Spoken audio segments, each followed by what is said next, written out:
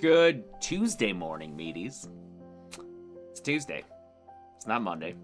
I was traveling yesterday. But that doesn't mean we can't have another weekly live stream of horror news and channel updates. What's up? How y'all doing? What do we got here? Shay Burn Win. Shout out to you for being first in here. We got Michael, social media coordinator Michael here. Hey, Sydney from Michigan. Nice to see ya. We don't trust this. We know today. I know. It's don't trust the internet day. But you can trust us here at Dead Meat to always deliver on the kiss count.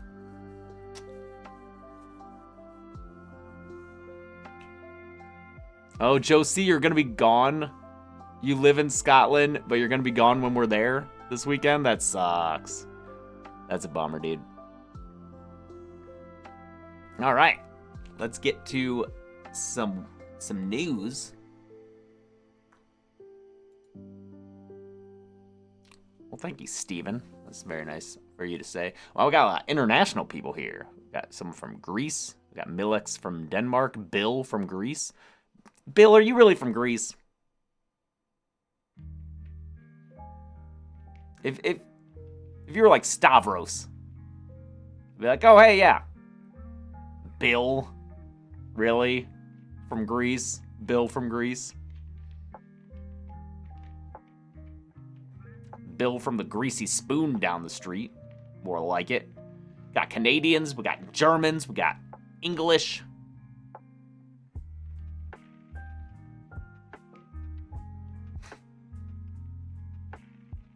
The upper part of New York. Bill erasure happening today. Oh, editor Josh in the chat. What up, Josh? Sorry to rag on you, Bill. It's fine. You can be Greek and Bill. Yes, I am Bill is like a translation for the Greek Vasilis. Oh, okay. That's because I'm probably pronouncing that horribly. Vasilis? We'll stick with Bill. Okay. Jack Rayner is going to star in The Mummy, which is being made by Evil Dead Rise scribe and director Lee Cronin. So this is Atomic Monster and Blumhouse. That's James Wan and Jason Blum bringing us a new Mummy movie. And it's going to star Jack Rayner from Midsommar. He played a shitty boyfriend real well. And now he's going to be in The Mummy. Do we know if he's... Let's see. Plot details are being kept in the tomb. There you go. Oh, he's playing a husband and father who runs afoul of supernaturally sinister forces. Hey, thanks so much, Scalapleton. Oh, I'm so sorry. I'm sorry to hear that. Been there. Sorry. There's nothing else to say, but I'm sorry. Thanks, Brian. Appreciate it. So yeah, more news about the Mummy movie. And yeah, good job, Jack Rayner. House LLC is having a fifth and final film, and it'll be theatrically released for the first movie of the series. Every other Hell House film has been straight to streaming, and not only is that something different for the series, but it's also not going to be found footage. This is going to be a traditionally shot film. Looks like it still includes this clown who is standing in a cornfield. Got a clown in a cornfield here, but it's not clown in a cornfield. It is Hell House LLC lineage. And it sees the return of numerous characters from other installments in the franchise, including the Carmichael siblings from the latest film, Carmichael Manor, and Vanessa Shepard from Hell House LLC Lake of Fire, which I did not see, so I don't know. I only saw the first movie and the latest one. But yes, this new one will be shot as a narrative film because director Stephen Cognetti says that for the story, scope, and scares I wanted to write in Lineage, found footage would be too restrictive to make the film. So... we'll see. We'll see how that transition goes. Could be good. Obviously, I love the found footage format, but Isn't lineage the same as bloodline? Kinda, yeah. Is this just a Secret Bloodlines movie? Is this House LLC Bloodlines for real?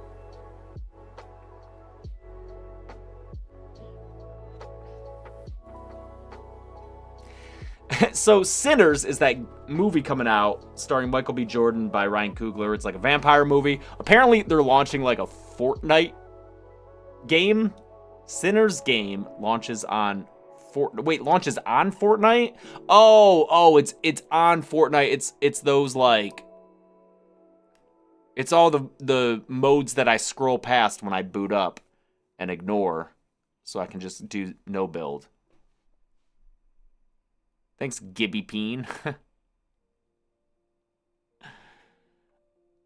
So yeah, they're getting a little Sinners thing. Not even Lego Fortnite. No, why would I fucking play Lego Fortnite? It's like a team-based thing. You're on teams of 6. It's vampires versus humans, but I guess as your human teammates die, if you're on the human team, they become vampires. It compares it to some Halo mode that I'm not familiar with. Infection mode on Halo? I'm not sure. But, yeah, so if you play Fortnite, this will be, when is this? Oh, available to play on Fortnite through April 28th. So does that mean it's out now? All right, go be a vampire if you want. Sinners, we'll see how that does. That's a big old budget. That's $90 million bucks. That's a lot for a horror movie, but I mean, it is Coogler and Jordan, so that makes sense.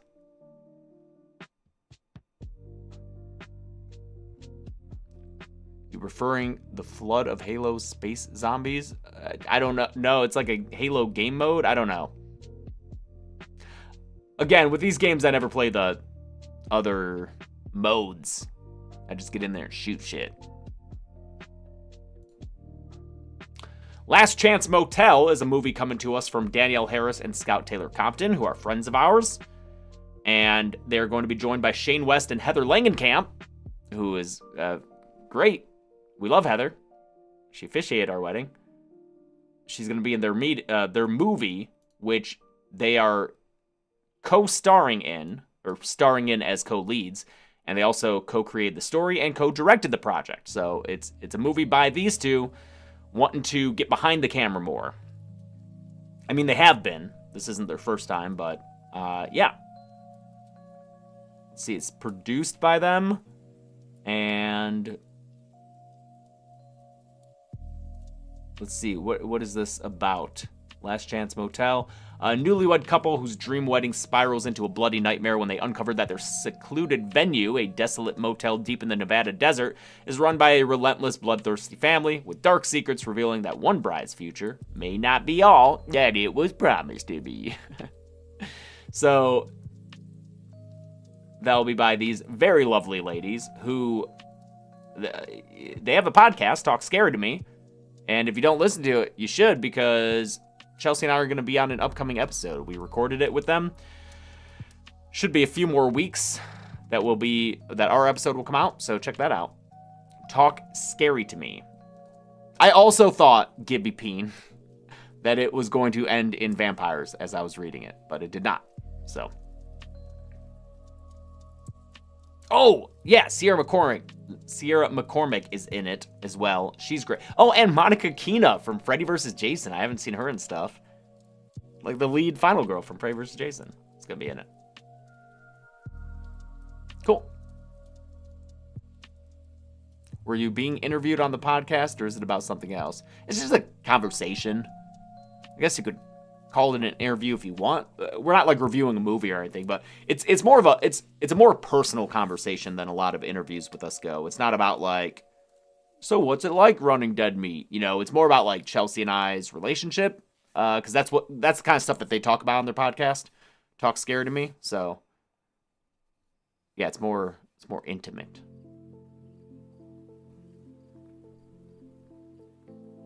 Yes, the lady who said Freddy was killed by fire and Jason by water. How can we use that? That's Monica Keena. She'll be in that movie. Final Destination, Bloodlines. That trailer went crazy. It is the second most viewed horror trailer of all time, only after It. And we all know how It did at the box office.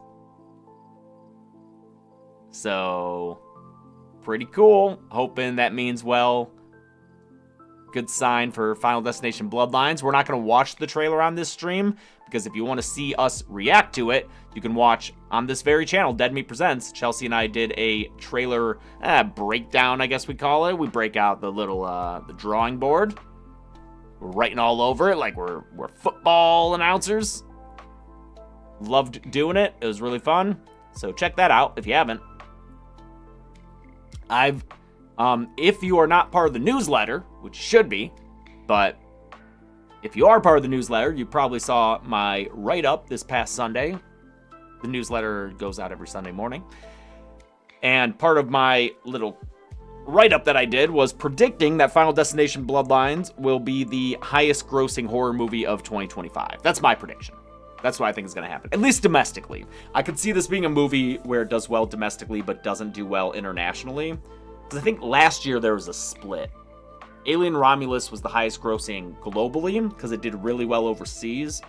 But what was the highest grossing domestically? It may have been A Quiet Place Day One. No, there was something else. Yeah, 28 Years Later will also do well, I think. But I think Final Destination has the most broad appeal, you know? Final Destination is the one that, like, teenagers will go see, as opposed to 28 Years Later. No, Substance wasn't anywhere close to being highest. I know Smile 2 was, like, third, I think. It was up there, but I think A Quiet Place Day One might have had the highest domestic gross for a horror movie last year. Beetlejuice? I don't think that's right.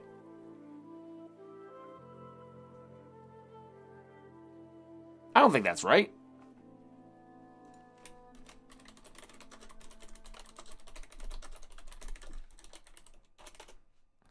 Am I wrong? No. Quiet Place Day One had the... Oh, I hate this fucking... I don't trust it.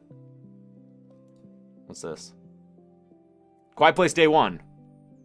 Is this domestic? This has got to be domestic.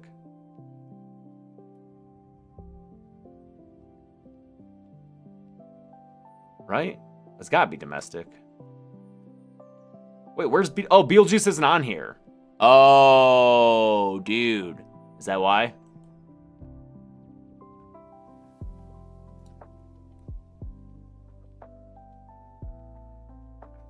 First Omen, Night Swim, Substance. Wow, made 77. That's fucking awesome for the Substance. Terrifier 3 at 88. Exuma. Oh, yeah. It was the highest grossing South Korean movie of the year.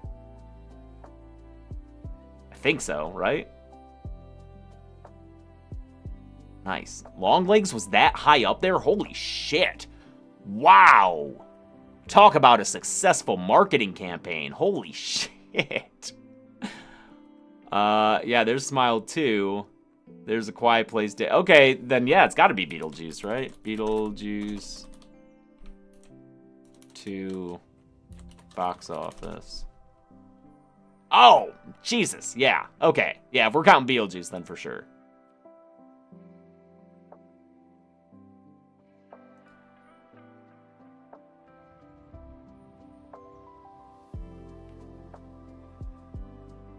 Nice. Holy shit. Okay. Sorry, you're right. Where were we? Did that. What's this one? Okay. Pamela Voorhees is about to be hot. Linda Cardellini is cast as Pamela Voorhees in Friday the 13th prequel series Crystal Lake on Peacock.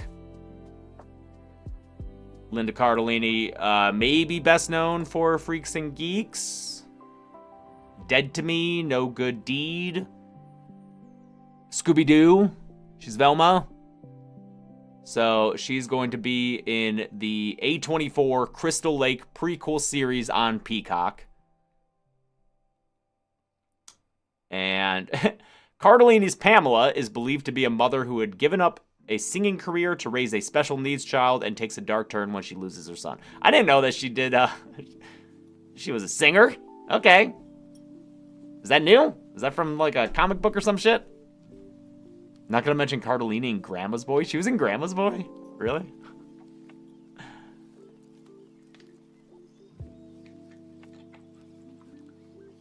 Bates Motel vibes, right? Oh man, when you got Farmiga in that role. Keep them coming. Keep the series coming with those casting decisions. Just make it a musical. There's a live action Scooby-Doo show coming out on Netflix. Did you know that? Or at least it was ordered.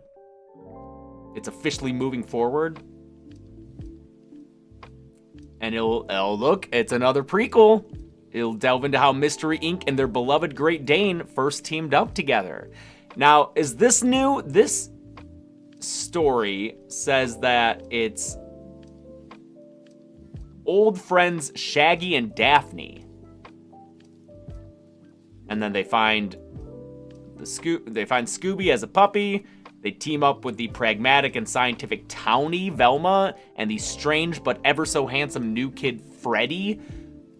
Are there previous canons where Shaggy and Daphne are like the basis of the group? Because that seems weird to me. Those two are two I would never have pegged as like, oh, those were the old friends. Everyone else kind of met through them. I would have never guessed that.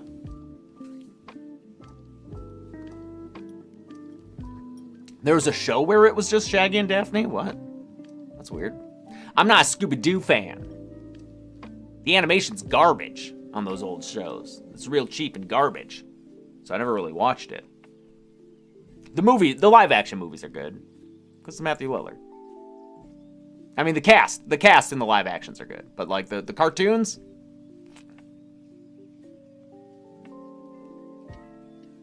that cheap ass animation, dude. I never got into it. Never got into the Hanna-Barbera looking shit. I won't take it back. I won't take it back. I don't care if you do caps. Cartoons are great. Cartoons are great. The Scooby-Doo cartoons are great. Flashbacks to Zombie Island podcast. Yeah, that's right. We didn't think it was great.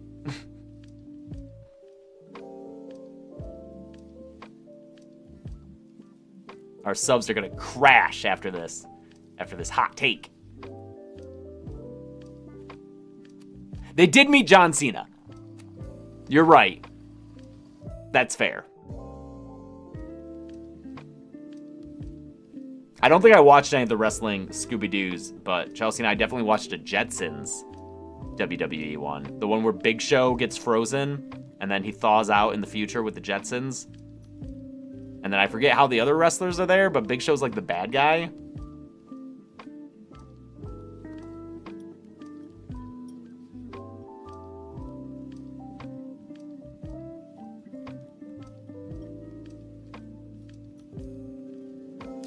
Buffy the Vampire Slayer, the reboot series.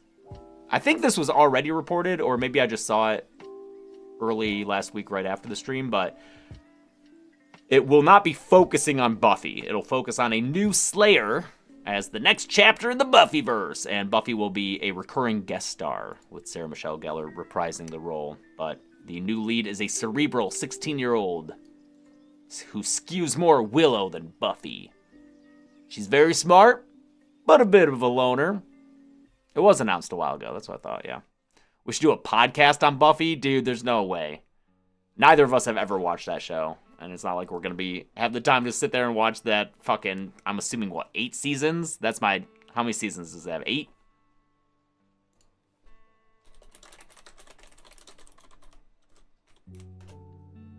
Seven, I was close. Then all the spin-offs. No. Not a huge Whedon fan either. His style. Cabin in the Woods is great, though. So guys, bad news. Saw 11 is postponed. We don't know if it's canceled or just postponed. It was supposed to come out in September. That's bad news. It's not coming out anymore in September. Good news is we got The Strangers Chapter 2 to take its place. It's taken the release date, September 26th. The movie that was supposed to come out last year? Weren't they all supposed to come out a few months after each other? Because they filmed 3 Strangers movies all at the same time. They released the first one, Strangers Chapter 1, and it made money. It came out, in May of 2024. It made more money than Prey at Night, which is fucked up. It made $47 million. That's not bad. That's not bad for that movie. Possibly my least favorite horror movie of the year. Strangers Chapter 1. I'm hoping the second one's better. First one was really bogged down by the whole remaking the original film thing, which I understand the reasoning. I interviewed director Rennie Harlan about it. That's on this channel as well. And he talked about how they wanted to do chapters 2 and 3 as immediate follow-ups, so it wouldn't make sense for these new actors to be immediately following up the original characters and actors, so they had to redo the first one. I don't know, that first one was rough. Woof. But if they're gonna have different stuff in chapter 2, it might be better. You got Richard Brake in there. He was teased in the first one. He was seen in the background, so he might actually get to do something in chapter 2 or 3.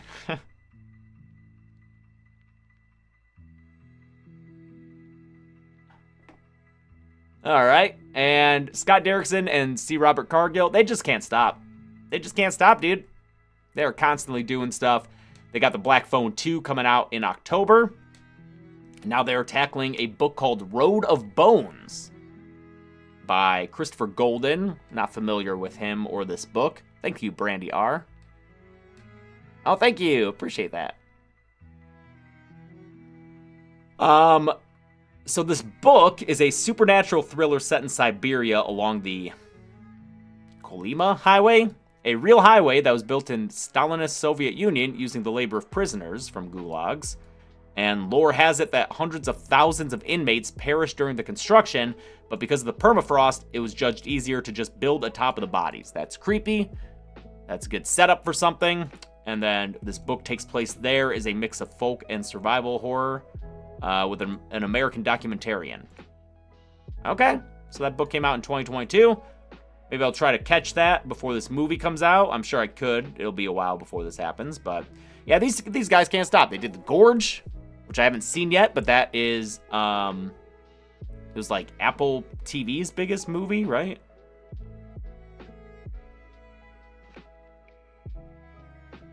No, the live stream is not going to be on Tuesdays from now on, although next week it might also be on Tuesday, because we're in the middle of a bunch of traveling right now.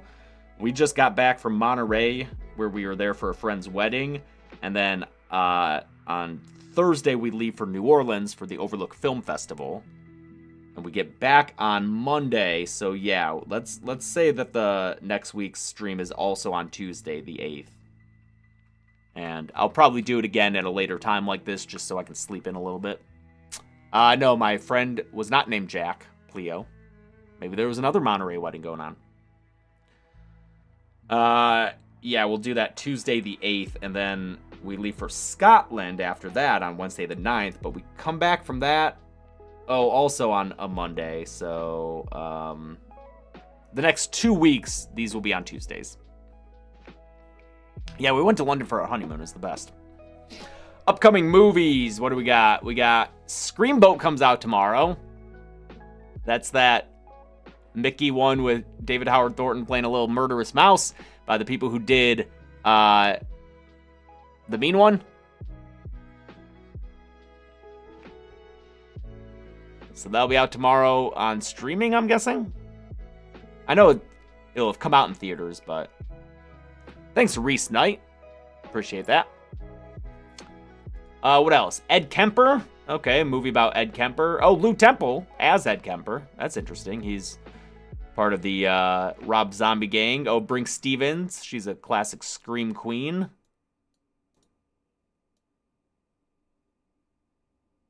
Haven't really heard about this one. The Grove. Is it a horror movie that takes place at the mall in LA? It does not look like it. Okay. Not familiar with this one either. Gazer is apparently getting good reviews. Not familiar with it. Frankie, a young mother with dyschronometria. Dyschronometria? Struggles to perceive time. Oh, that sounds like it could be good and mindfucky. Movies that fuck with time they're fun. I like it. Clown in a Cornfield is not out yet, but I'll be seeing it on Saturday at the Overlook Film Festival.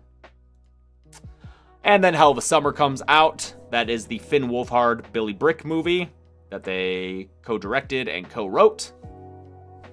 I've heard that it leans more into the comedy rather than the horror elements, but could still be fun.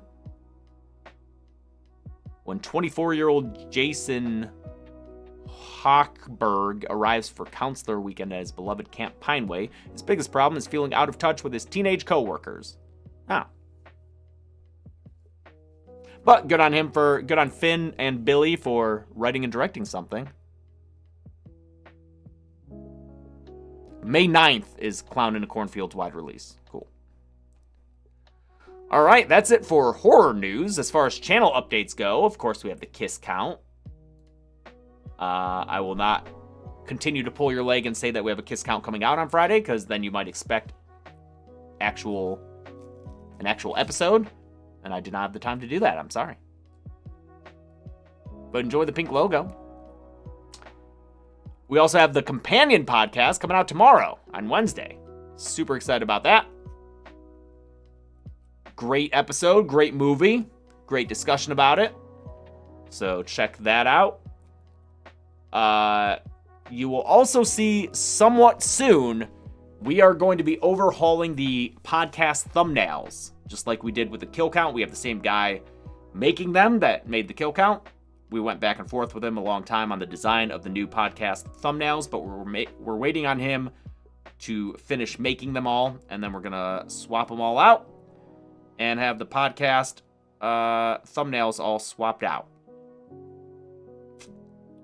We hope it'll do well. You know, 8 years is a long time for YouTube. Trends change. The things that people are interested in and the things that attract people to click on videos change. So we're just going to be swapping out these thumbnails. Don't freak out over it. Also might play around with the titling of podcast episodes, but at the root of it, it'll be the same show, so don't worry about it. It'll still be Chelsea and I, and your horror safe haven. We've also got the newsletter. I mentioned it at the top. Do I hate the Smurfs? It's another show I never watched, dude. I never watched cartoons that weren't funny, that weren't primarily funny. If there was adventure or action in the cartoons, I wasn't interested. Never did any Spider-Mans, never did any Chippendales, never did any bullshit like that. No Voltrons, no Transformers. Even Ninja Turtles, never did it. I was a Cartoon and Cartoon Network, Nickelodeon, Disney, those cartoons. If they weren't on those channels, I wasn't watching them, dude. Didn't do Batman the Animated Series, nope.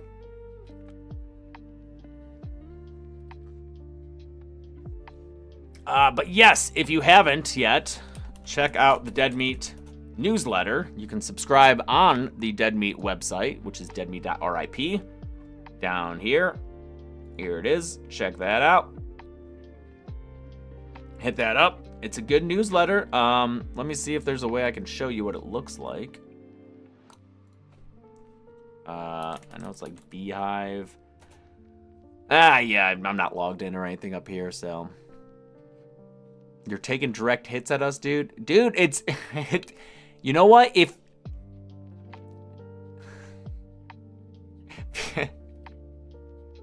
It's okay for someone to not like what you liked as a kid. It's okay. All right? If you came in here being like, yo, Rocko's Modern Life fucking sucks, I'd be like... I loved it. Watching it as a kid. I think you're probably wrong, but it's okay. I'm not gonna unsubscribe to you. God, you talk about Home Alone 2 and calling it out for being what it is. Trash. And people go fucking nuts, man. It's crazy. But you know what? I say that, and then Michael says that he likes the Nightmare remake, and I just remember how much I hate him all over again. So I guess I'm a hypocrite. Just kidding, Michael. You can like whatever bad movies you like. It's okay. Home Alone at is just as good as the first one. I agree. No, I'm just kidding. That first one's probably not as bad as I remember, but... Alright, before I piss off more people, I think that's probably it for me today. I don't think I got anything else. Anything else? Any questions? Any questions?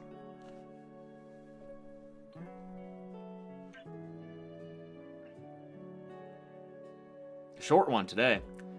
No upcoming kill counts. We got, what do we got coming up? What's coming up next?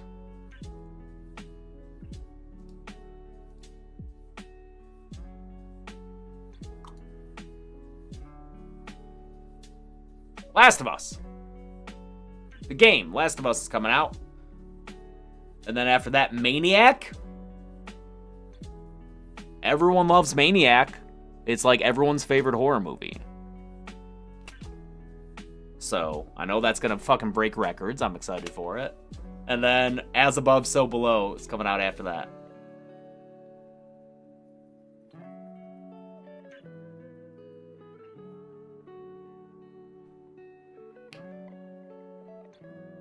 Some good gore in Maniac, that's for sure. And we got the Dead Meat Horror Awards coming out April 26th, Saturday. If you're in the LA area, you'll be able to, you'll have the chance to buy a ticket to come watch it live with us at Dynasty Typewriter.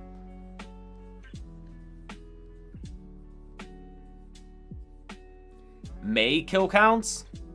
Here, okay, I'll give you a May kill count. You want a May kill count? Guess what? Remember last stream when I was like, who would want a Puppet Master 2 kill count? You know why I asked? Because I already wrote that script, motherfuckers. It's coming out in May. Puppet Master 2, fuck it. I'll do something popular after that. I want to do another Puppet Master.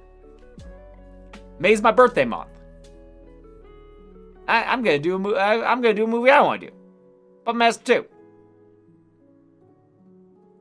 Get Torch up in this bitch. Puppet Master Hive, you're so back. My birthday's May 6th.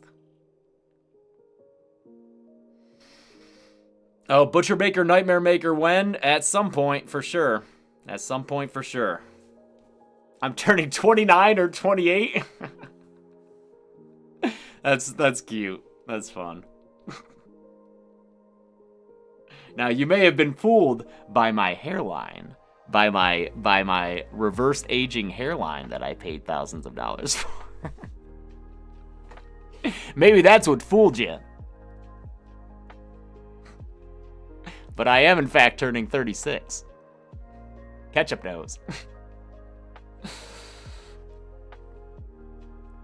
The years start coming and they don't stop coming, folks.